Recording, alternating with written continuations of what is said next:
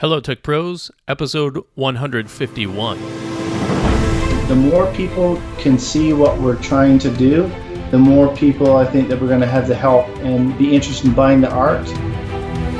Welcome to the podcast where I chat with professionals who are getting the job done using technology 7 days a week. Each week we start with Motivation Monday. Tuesday is about productivity, Wednesday, leadership, Thursday, technology, Friday, people and communication, Saturday, entrepreneurship, and Sunday, being unplugged. All right, let's get started. Hello, Tech Pros. This is Chad Bostic, and I'm excited to introduce our featured guest today, Tim Barnes. Happy Thursday, Tim. Hey, Chad. Thanks, buddy. Happy Thursday back to you. Have you had a good week so far? Not bad. We had a long weekend here in Canada, which is always nice. It's some warm weather. Awesome. And it's been good. Can't complain. Are you geeked out and ready to talk technology with me? Technology and entrepreneurship, whatever you got, buddy. Let's get going. Let's do it. After a close call with a hippopotamus while canoeing in Africa, Tim Barnes celebrated life with African artists and artisans by commissioning a custom handcrafted hippo chair. After 25 years of consulting and leading IT organizations, Tim decided to give back to a third world community, but MoreThanAid, by creating awareness and business opportunities via first world marketing channels and old school import-export legwork. Tim Barnes has spent the last 20 plus years in the information technology industry, half of which as a consultant for Deloitte and Accenture, and half as a director of information delivery at Devon Energy. Tim has lived in both the US and Canada and enjoys backpacking around the world.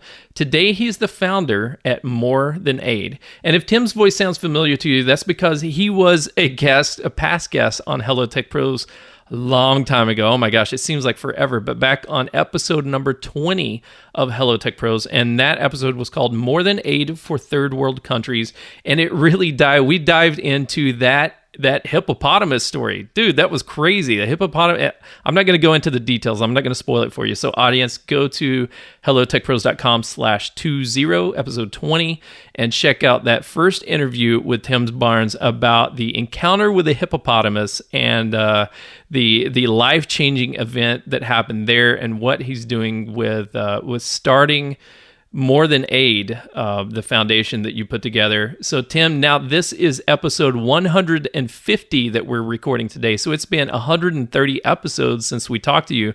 And I'm so excited to hear an update about MoreThanAid and see what's going on in your life and in your business. Yeah, great. Thanks for having me, Chad. So, when we talked, like you said, it was a number of months ago, I had just launched MoreThanAid. That was back in March. And at that time, I didn't have much more than really an idea and some, plans in place. So since then, it's been, we've actually been making some progress. So just for the guests to help you understand. So the effort MoreThanAid is a cause that is focused on trying to help the villages in Malawi, Africa, help them evolve out of poverty by helping them help themselves. One of the big things that I'm really passionate about is switching from aid to MoreThanAid. And so I'll tell you what that means. There's a lot of organizations, groups in the world that do a lot of great things. People send a lot of money and charity and handouts and child sponsorships to a lot of these countries that are developing. And in a lot of cases, the research I've done, a lot of them are still there after 20, 30 years. So what I'm trying to do is not send them aid, is to try and find a way where they get to do something and they get something in return. So the focus is, so basically when I was in Africa, in Malawi, the country of Malawi, by the way, is 173rd out of 188 countries. So that's how much poverty is in that country. The U.S. is number 8, Canada is number 9. But Malawi is 173rd out of 188 countries in the world. So that's just to give you an idea. So when I went there, I realized how difficult it was to live there, the poverty, but they had talent. They had artists, and they could do carvings and things. So when I started this, the whole objective was to figure out how can we get that talent visible to the rest of the world. And so the effort and what we've been able to do in a short amount of time was get 2 shipments of art to Canada, basically paintings. And the goal I had actually for the first year was, if I can get 10 paintings over to Canada and get them sold, and the money gets back to Malawi, then I've met my goal for the year. Well, I'm proud to say that we've actually exceeded that goal in the first 4 months. Wow. Actually double the goal. So we've had over 20 pieces of art shipped and sold, and the money has gotten its way all the way back to Malawi. And not only were the artists paid, but there are 3 kids actually in a really good secondary school getting an education just because of the proceeds. So already we're seeing an impact from this effort. So it's extremely exciting, extremely hard. We lost the first shipment of art that came to Canada. So then we went the DHL route, which is extremely expensive for shipping, and we got it here, and got some people interested in buying art. And by the way, I am an IT guy. Know nothing about art, but really passionate about the outcome that this is providing. So I've got more to tell you, Chad, but just from a summary, we've been making some progress. So Tim, first of all, congratulations for the payoff, and second of all, way to go, Tim, on being passionate enough to see this stuff through. Right, entrepreneurship is not easy. I can absolutely attest to this. You and I kind of started our ventures around the same time, and we have both learned a lot about life and about business and about things outside of IT, things outside of technology. And so I love what you're doing here of, it's not just aid, right? So many times, I don't know what the statistics are, but I've heard stories about, when you give money, some organizations, it goes directly to the people that they're helping. Some of them, there's a large administrative overhead fee that just goes back to the organization and not necessarily goes to the people that they're trying to help. And other places, it goes to who knows. I don't know where it goes. So I love what you're doing there with really building a marketplace for the individuals who have this artwork to they can build. They're artisans. They're building artwork, designing things to give them a place to actually sell that art, so that they're not just receiving aid, but they're actually providing entertainment and art to developed countries. Yeah, basically giving them a job. So this village. So also to help you understand, so Malawi as a country, it's extreme poverty. However, the majority of the population are actually kids. So over 50% of the population are 16 and under. So if you think about that, and you think about how difficult poverty is, and actually how high HIV is, they really don't have a lot of adults that's really trying to that has the skills to help turn these areas around. They live to survive day to day, just trying to farm and have food and water. They've got no time to focus on trying to help bring industry to their area. And so again, what I've learned is the majority of the people in Malawi, over 75%, are rural. So what that means is the bigger organizations and the aid that does go, it goes to the bigger centers, which again makes sense. You can probably have more of an impact. But these villages that I'm focusing on, they're not really big enough for people like organizations like Foster Parents Plan and so on and so forth to go there. But the majority of the people in Malawi are in these areas. So, again, another reason why I'm trying to focus on sort of the village side. But yeah, it's definitely fun. That sounds like a lot of fun. It sounds like a so underserved market, right? So these rural, I can't pronounce the word, but the people that live out in the country, the people that live out away from the cities, rural, man, that is not a word that I will ever be able to pronounce correctly. These folks are underserved because they don't have a market to sell their products to, and and they don't get the kind of aid and charitable things that other people are able to provide. So I love that you're focusing in this area. So Tim, let's dive into maybe a little bit of the process and the lessons that you've learned and how you've put this organization together. So you and I both come from an enterprise IT background, right? We big budgets, millions of dollars in budgets, hundreds of people working on kind of common objectives, and trying to get everybody aligned to increase the value of the business or increase the productivity of the workers of the company or whatever that we're trying to do.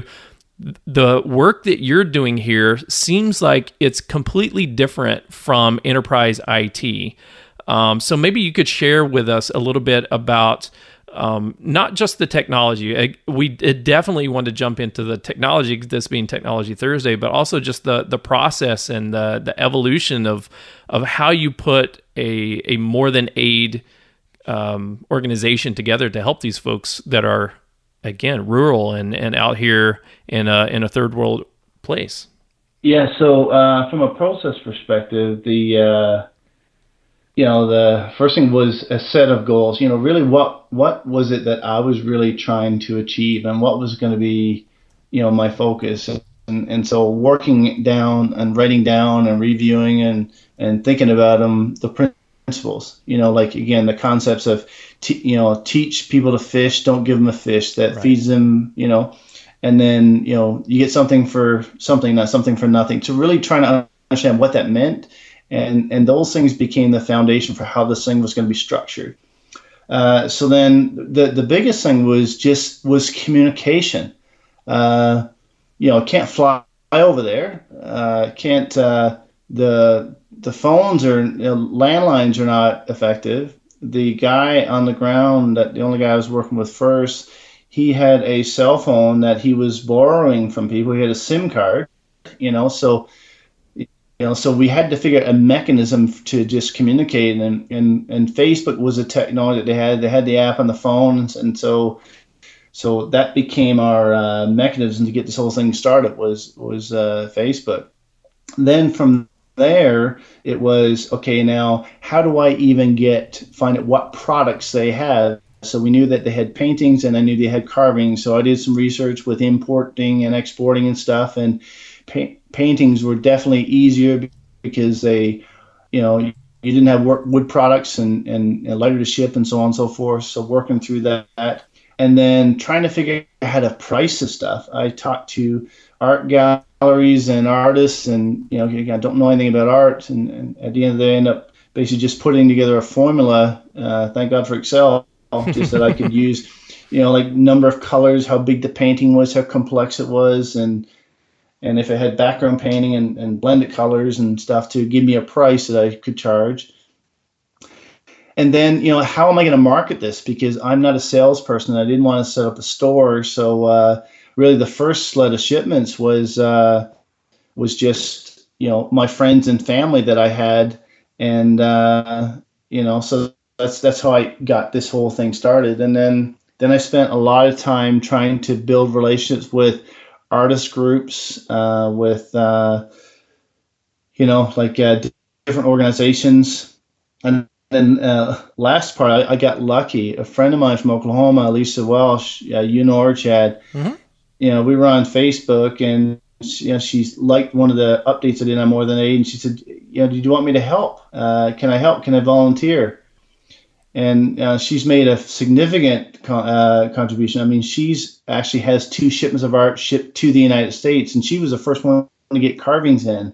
So she's all jacked up. So volunteering, wow. Yeah. So she's been making a big impact to 2 people's lives actually in Candy. So yes. So and none of this stuff is sort of planned and organized in terms of how do you do it. I mean, I'm usually a pretty structured guy when it comes to IT, but there's a lot of learnings. Like when we lost the shipment of art, then how do we move this forward?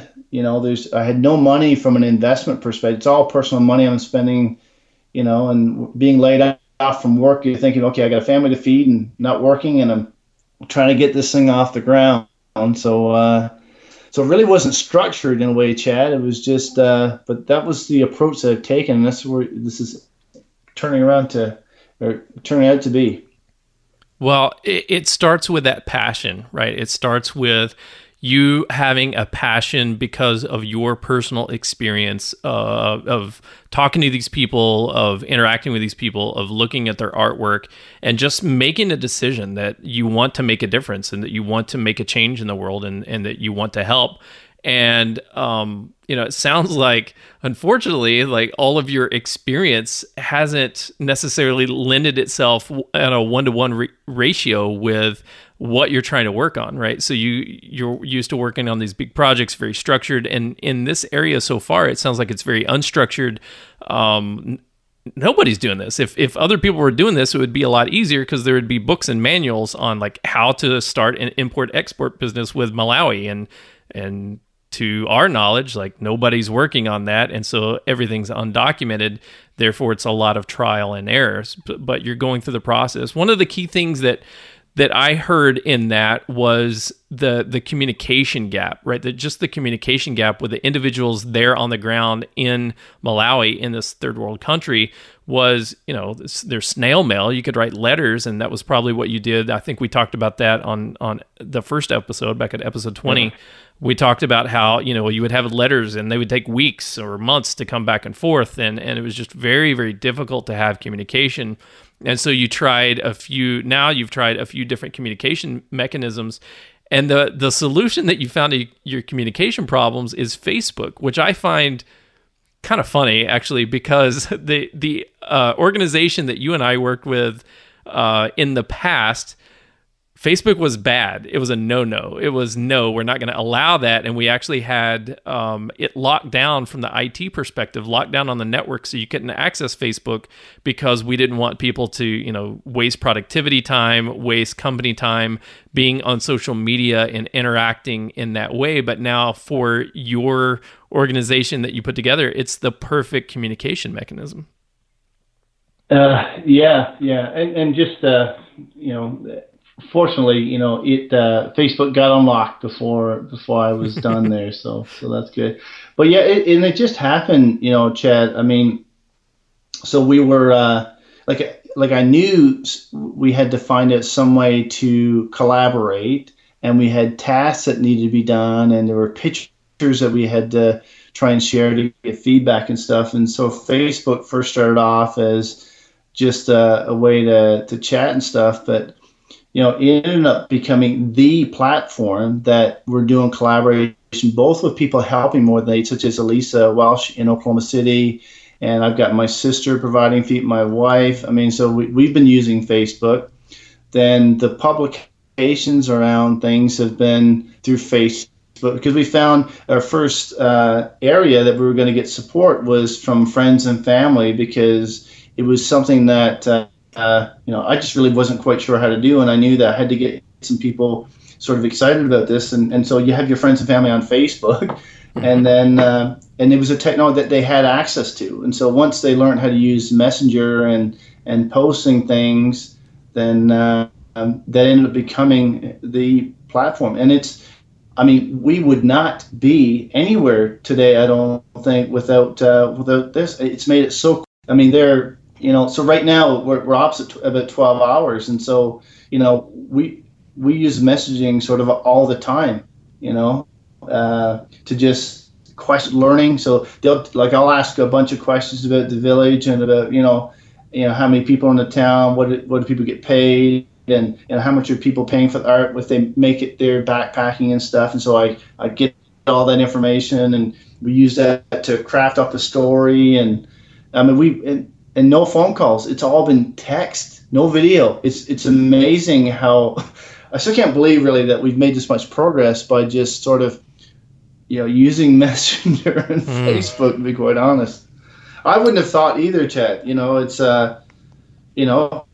but the other I had about 2 phone calls with these guys, and they can speak and write English, but the dialect was so difficult to understand that writing it in a text was more. I could understand it better, but I could not, in a lot of cases, understand what they were saying. They could speak English.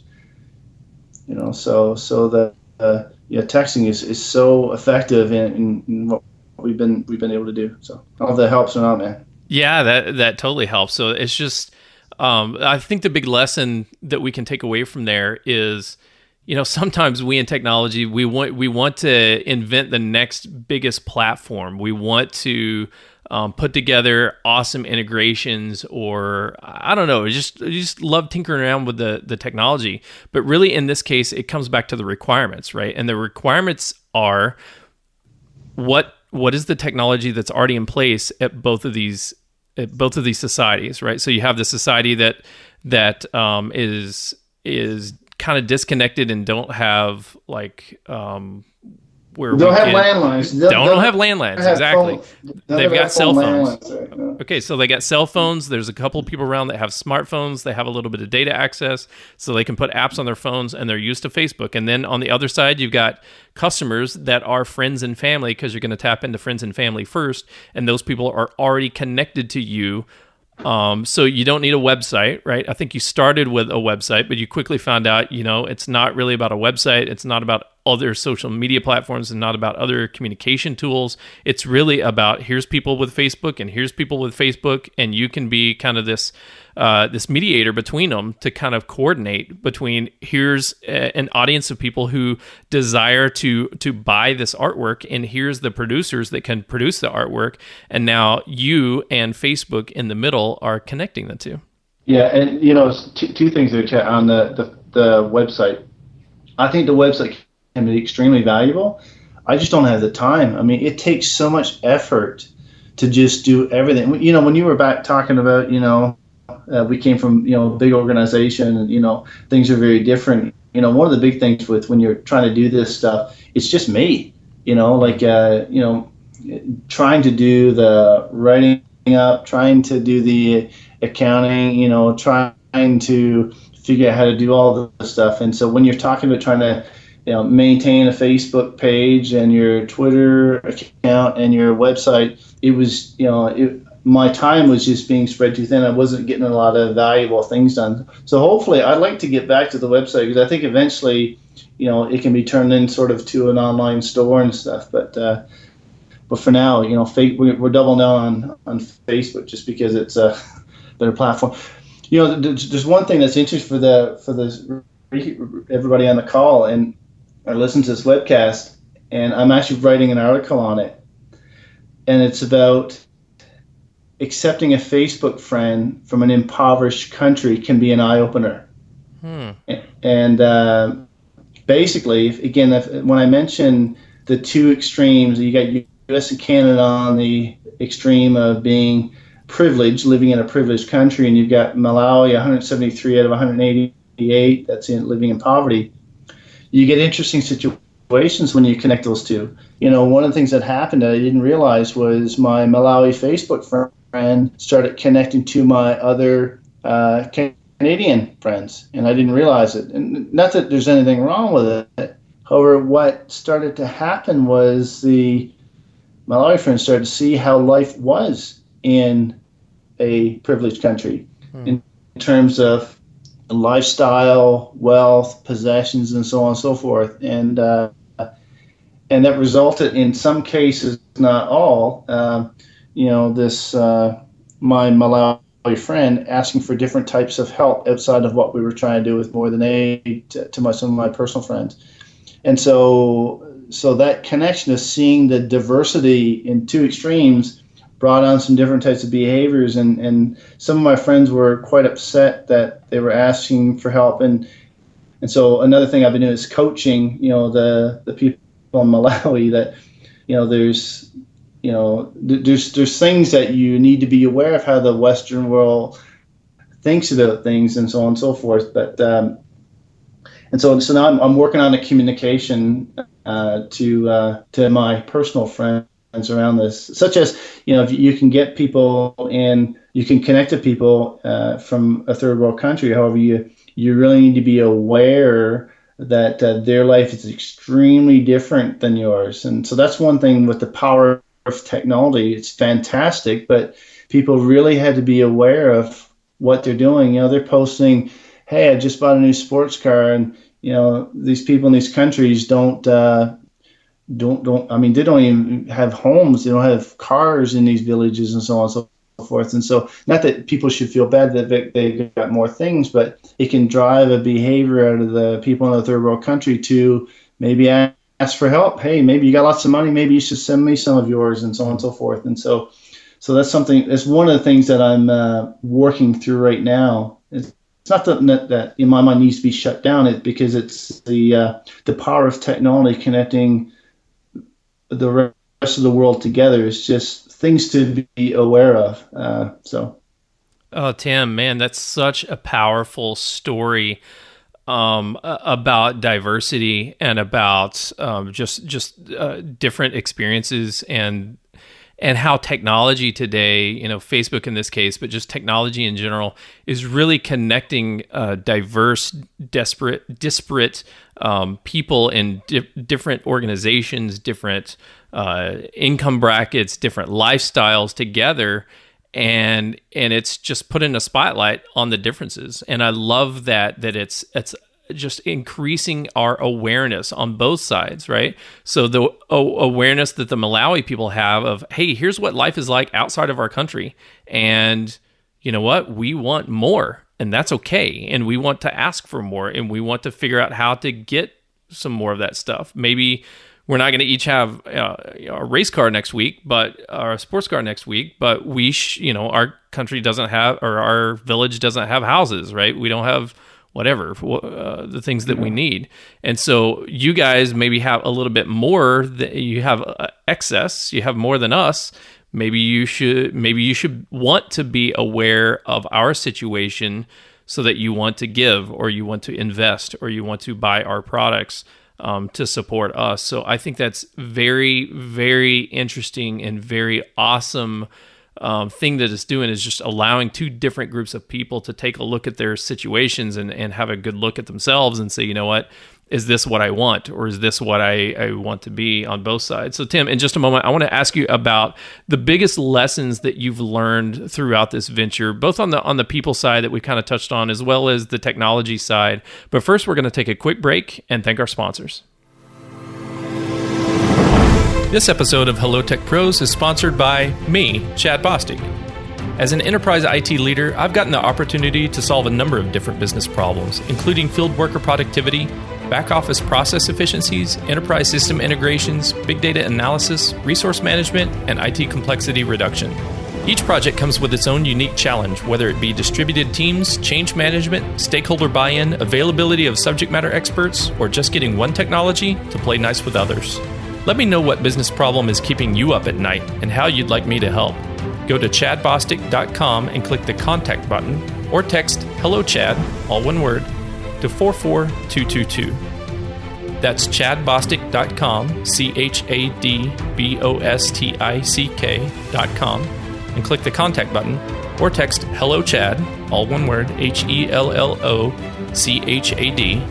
to 44222. Okay, we're back with Tim Barnes. We've been talking to Tim, who is the founder at MoreThanAid.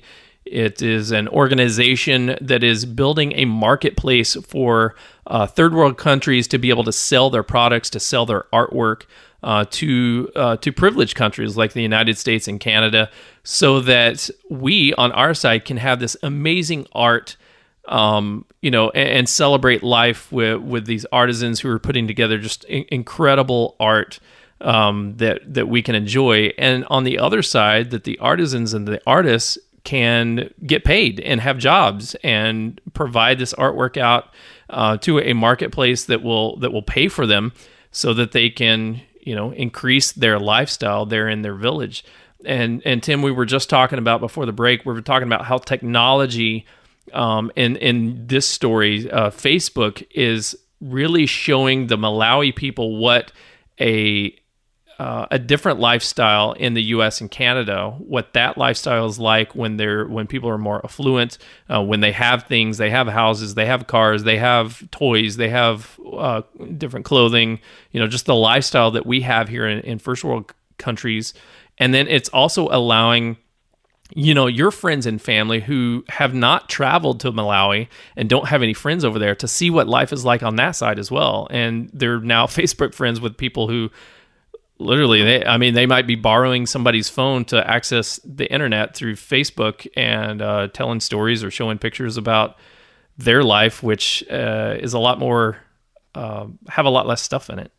Yeah, well, and let me just clarify. I mean, I don't think let's say people in Canada, U.S. are seeing what life is like in Malawi. I mean, these people don't have, let's say, the data or even the capability to be able to post pictures like we do. You know what I mean? So Okay. it's in most cases it's sort of one-sided. You know, they're seeing the threads of all these posts from people, and now where the person in Malawi has become a friend to a person, there's a personal connection. So they're seeing, because they've, I'm sure they've had access to the internet when they go to an internet cafe into a city, but they're now really connected to an individual. And so one of the things that, in terms of what is different is I am trying to help educate people, say in Canada, United States, what it is like in these countries, because that's the gap. I don't think people know. I mean, I knew quite a bit before, but I know a lot more now. And I just think our society is not as focused on the inequality in the world. I think our society is focused on accumulation of things. We get excited about, the hype around television, electronics, elections, I mean, a number of different things, but there's not a lot there's no excitement around, hey, let's go help solve world hunger or whatever. You hear that always on the American Miss Universe pageant all the time, but in terms of getting people excited, that part is missing now. But I do think that tools like Facebook and technology and things is going to allow developed countries to learn more, right? So, but I just wanted to clarify, because I don't want people to think, hey, because of Facebook now, people in North America can see what life is like in Malawi. No, it's, most of these people just are able to read the text, or they'll see some pictures, but you can imagine the cost of data trying to upload a picture, that doesn't happen all that frequent.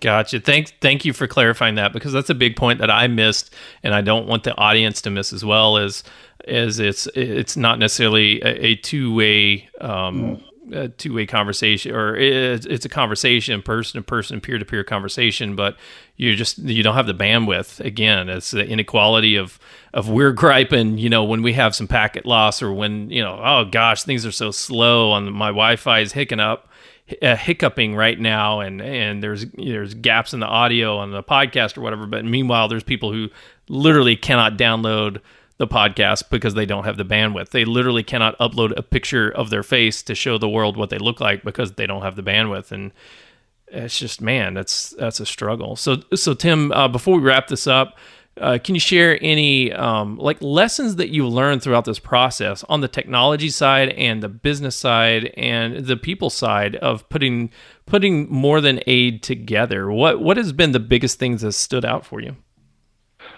Probably, money transferring between, Canada and Malawi was a big learning. I didn't think that would be that difficult.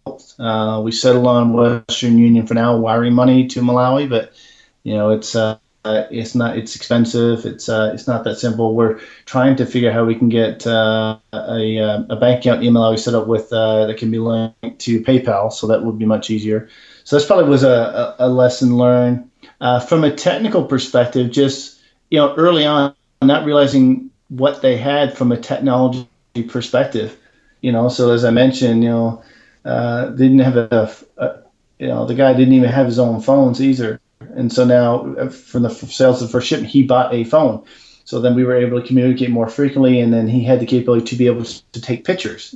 So now we're able to get some pictures more frequent, higher quality pictures, and so on and so forth. So just the simple things. I think that at home I've got 3 or 4 different computers, and sometimes I've got like my iPad, my laptop, and my phone going at the same time. So it's so that was a learning. And from a process perspective, there's no rules, which is nice and all this stuff, but the fact that you have to do everything is daunting, and it takes a lot of energy to keep going, and especially something complicated like, you again, I don't know this business at all. Art, I don't know how to sell stuff. You know what I mean? So getting into something that you don't know much about makes it a little bit, I think, quite a bit more harder.